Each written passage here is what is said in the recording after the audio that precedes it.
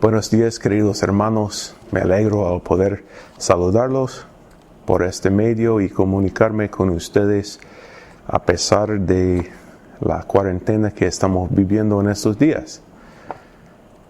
En este tiempo, creo que Dios nos está dando una oportunidad para reflexionar y meditar en muchas cosas.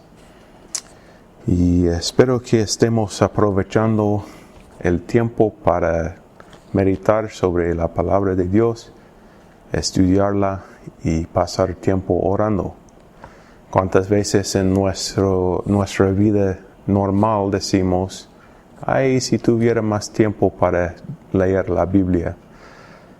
Y Dios nos concedió ese tiempo. Pero en esto creo que hay otro beneficio que podemos aprovechar. En este tiempo de meditar y reflexionar, algo que se me ocurrió es que la mayoría de ustedes están experimentando emociones que son las mismas que afectan a los misioneros transculturales en sus ministerios. ¿A qué me refiero? Primero, lo más obvio, el aislamiento. En estos días todos estamos aislados en nuestras casas, con nuestras familias. Aún hay personas que ni tienen eso y están solos. No podemos salir a pasear, no podemos ir a ver nuestros amigos, a visitar otras familias. No podemos participar en eventos como fiestas de cumpleaños o bodas. También sentimos la frustración que viene de la incapacidad para hacer las cosas necesarias.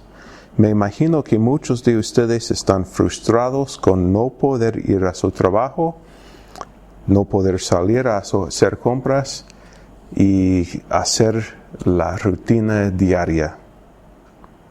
Eso también provoca la ansiedad.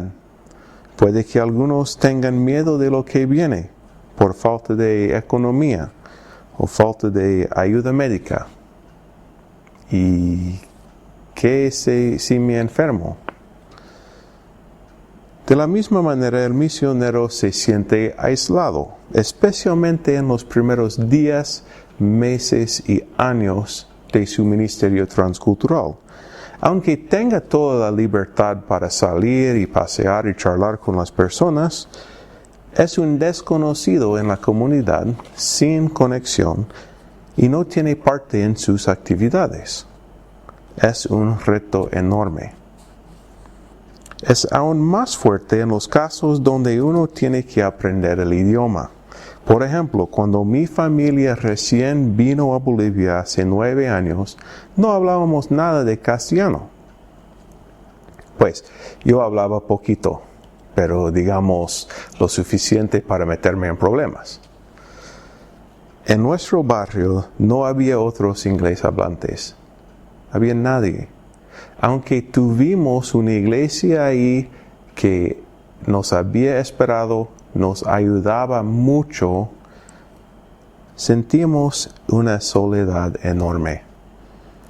No teníamos ninguna conexión con la gente en nuestro alrededor. No podíamos conversar con nadie. Mucho mirábamos las otras casas desde el balcón de nuestro departamento, queriendo relacionarnos con alguien sin poder. Gracias a Dios logramos hacerlo. Pero aunque estamos ya en una posición de poder relacionarnos y conversar, todavía sentimos esa misma soledad. Pasa que estamos lejos de nuestra familia, lejos de nuestros amigos antiguos, lejos de nuestra iglesia querida, donde nos congregábamos y la que nos envió. Los misioneros también luchan con la frustración. En los primeros años viene de la incapacidad para hacer el ministerio que tanto desean llevar a cabo. Tienen un fuerte deseo de enseñar y discipular y ver a esa gente seguir los pasos de Jesús. Pero ¿quién les va a escuchar? El discipulado tiene que basarse en una relación, en una amistad. ¿Quién va a responder bien a enseñanza o corrección que proviene de un desconocido, especialmente uno que no habla bien su idioma? Por eso es tan importante que el misionero forme relaciones, amistades estrechas durante su tiempo de aprender idioma y cultura, para tener una relación de base para hablar de cosas bíblicas. Hay muchas otras fuentes de frustración en el campo misionero que podríamos mencionar: falta de economía, falta de transporte, falta de los alimentos que uno quiere, falta de luz, agua, ayuda médica, etc. Y como para nosotros, en esta situación de cuarentena, esa frustración y la soledad puede provocar la ansiedad en los misioneros. Ahora, ¿por qué estoy hablando de todo esto? ¿Qué tiene que ver?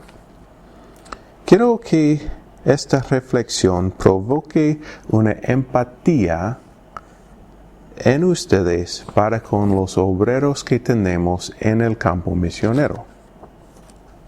¿Qué es empatía? Según el diccionario, es la capacidad de identificarse con alguien y compartir sus sentimientos.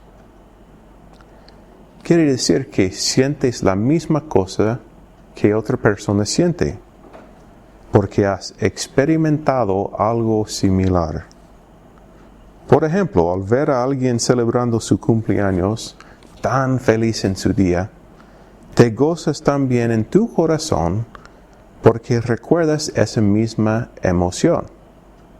Por haber experimentado la alegría de celebrar tu cumpleaños, te alegras con esa persona.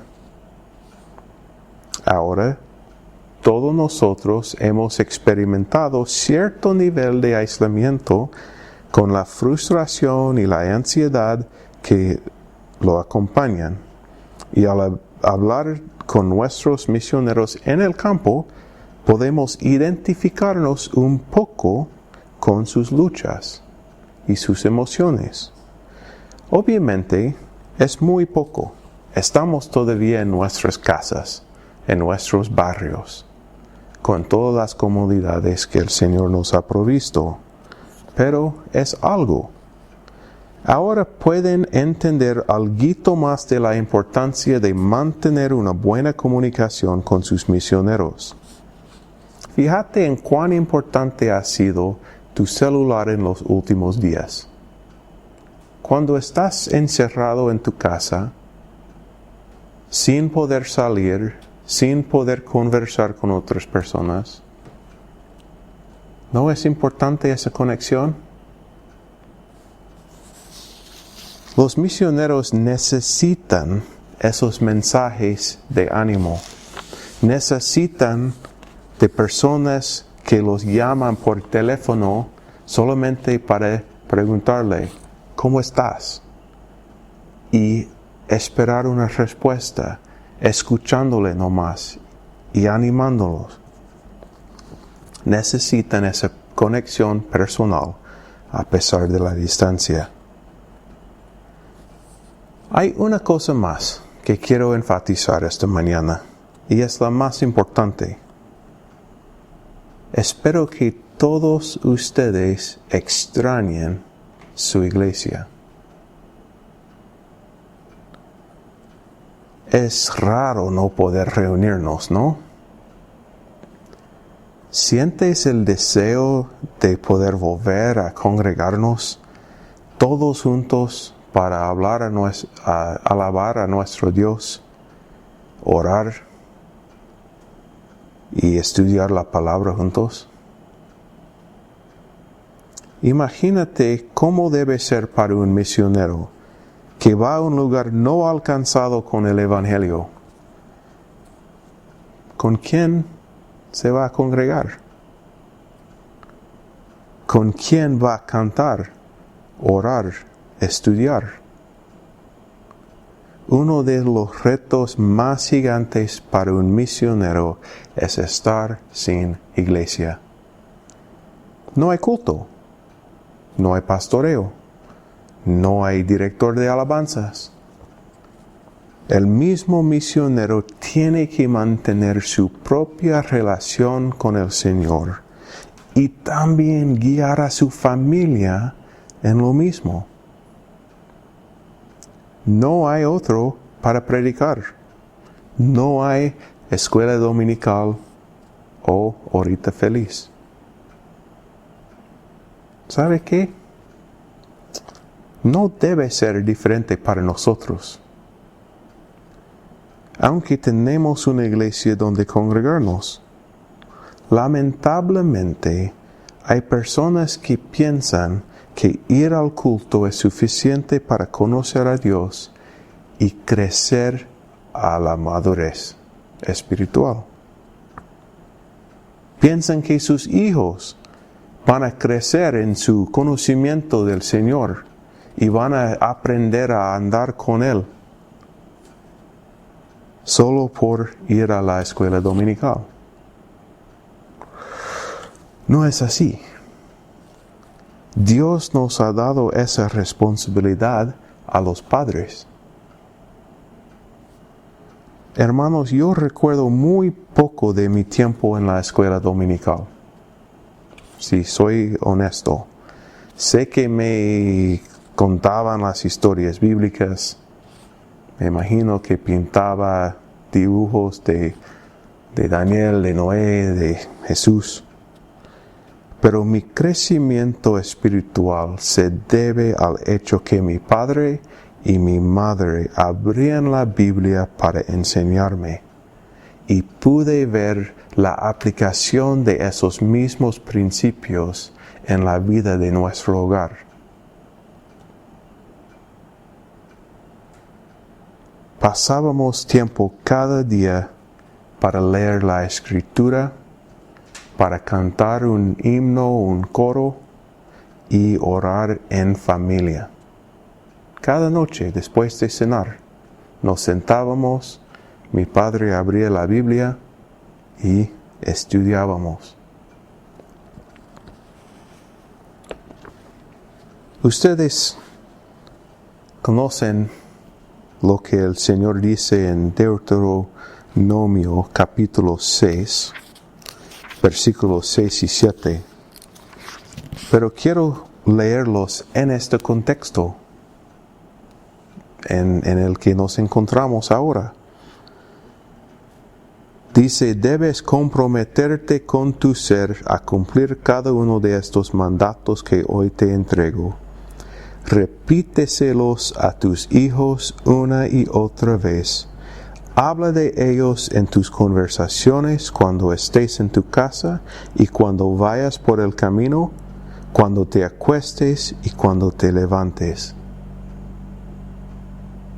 Eso es lo que el Señor espera de nosotros como personas y especialmente como padres que guían nuestras familias. Ese es el pan de cada día. Fíjate, la iglesia ha dejado de existir por no habernos reunido unas cuantas semanas. ¿Acaso la iglesia es un lugar? El edificio está ahí todavía, vacío, en silencio. Tenemos una tendencia de usar la palabra templo o casa de Dios para ese edificio. Y eso es incorrecto. No quiero ofender o causar problemas, pero si vemos lo que dice la palabra de Dios, vamos a ver algo diferente. El templo de la Biblia y el tabernáculo que lo precedía fueron construidos según las especificaciones que Dios comunicó directamente a Moisés y a David. fueron edificados y consagrados con el propósito de ser la morada de la gloria de Jehová en medio de su pueblo. Vamos a Éxodo 25, versículo 8, donde el Señor dice: haz que los israelitas me construyan un santuario santo, para que yo habite en medio de ellos. Deberán construir el tabernáculo y su mobiliario exactamente según el modelo que te mostraré. Esos edificios eran construidos exactamente como el Señor los quería, con una simbología inmensa para llamar la atención del pueblo de Israel. Pero en el nuevo pacto tenemos algo diferente, algo mucho mejor. En 1 Corintios 3:16, Pablo dice: ¿no se dan cuenta de que todos ustedes juntos son el templo de Dios y que el Espíritu de Dios vive en ustedes? Entonces, la morada de Dios en la tierra hoy en día no es un edificio físico. Tal vez para ser un poco más claro en este punto, veamos Efesios capítulo 2.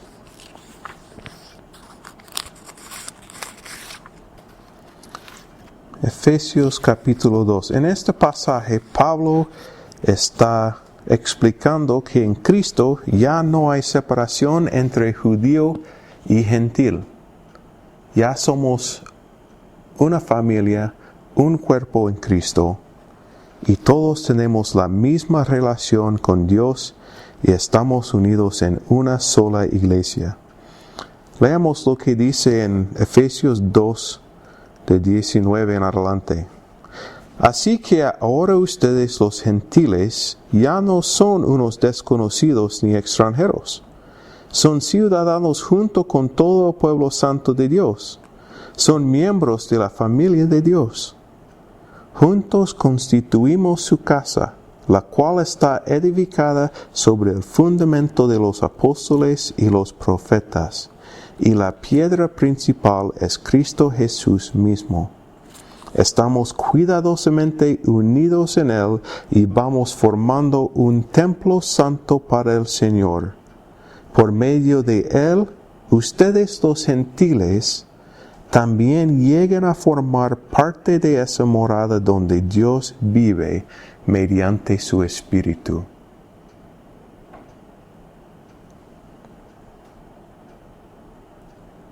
Constituimos su casa. Vamos formando un templo santo para el Señor.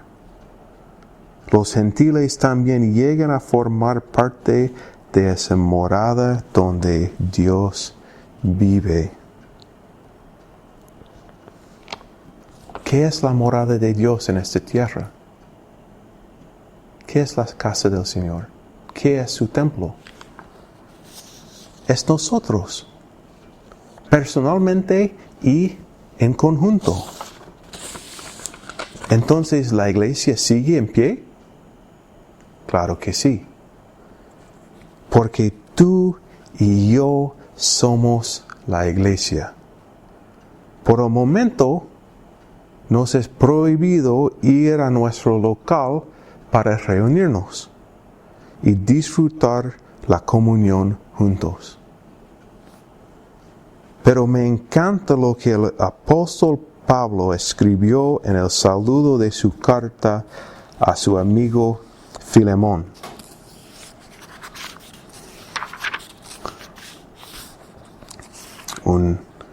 Una carta muy corta entre Tito y Hebreos. Los primeros versículos dicen así: Yo, Pablo, prisionero por predicar la buena noticia acerca de Cristo Jesús, junto con nuestro hermano Timoteo, les escribo esta carta a Filemón, nuestro amado colaborador, a nuestra hermana Apia, a Arquipo, nuestro compañero en la lucha, y a la iglesia que se reúne en tu casa. La iglesia que se reúne en tu casa. ¡Qué lindo! Me pregunto esta mañana, ¿cómo está la iglesia que se reúne en la casa de mi hermano Eustaquio? ¿Cómo está la iglesia en la casa del hermano Antonio o de la hermana Betty, el hermano Benito? Hermanos, les deseo la misma bendición que Pablo escribió a Filemón en versículo 3. Que Dios nuestro Padre y el Señor Jesucristo les den gracia y paz. Ahí estamos. Tal como los misioneros que están tan lejos de su gente, su familia, su iglesia. Les animo, hermanos, a seguir este modelo. Lo más importante en el crecimiento espiritual comienza en casa. ¿Sabes qué es lo más rico para un misionero cuando vuelve a su país, su ciudad, después de meses o años en el campo misionero? No es comer los platos extrañados, no es pasear en los lugares hermosos de su juventud. ¿Sabe cuál es? Es estar en la congregación para ser edificado por un sermón bíblico que otro predica en su propio idioma. Es cantar juntos con sus hermanos, alabando al Señor con los himnos conocidos. Es disfrutar esas conversaciones espirituales después del culto, charlando con sus amigos, pasando tiempo que no ha podido experimentar. Que esto también sea parte de nuestra experiencia ahora. Espero que este tiempo de separación forzada nos ayude a ver la riqueza de estar juntos. No por obligación. La Biblia no nos dice cada cuánto debemos reunirnos o dónde o para qué. Nada de eso. Lo que vemos en el Nuevo Testamento, principalmente en los primeros capítulos de Hechos, es un grupo de cristianos que se gozan al estar juntos. Se reunían en el templo, se juntaban en sus casas, compartieron sus cosas para ayudar a los demás, comían y bebían juntos, pasaban de casa en casa para disfrutar esa comunión, para charlar sobre la grandeza de Dios, para enseñar y escuchar y edificar el uno al otro. Hermanos, eso es la iglesia. Para concluir, quiero que se lleven 3 aplicaciones. Primero, que entiendan mejor a los misioneros que tenemos en el campo, especialmente en ministerios transculturales, y que la empatía les impulse a comunicarse con ellos más frecuentemente, para animarles y a orar más fervientemente para ellos. Segundo, que usen este tiempo de restricción para formar nuevos hábitos espirituales en el hogar, en tu familia. Que vean lo lindo de compartir la palabra de Dios de cantar y alabar y orar en familia, y que eso siga creciendo para la edificación espiritual de tu casa. Y tercero, cuando de nuevo tengamos la libertad para reunirnos y congregarnos, que este periodo de aislamiento nos provoque un deseo gigante para disfrutar juntos la vida de la iglesia. Que Dios me los bendiga.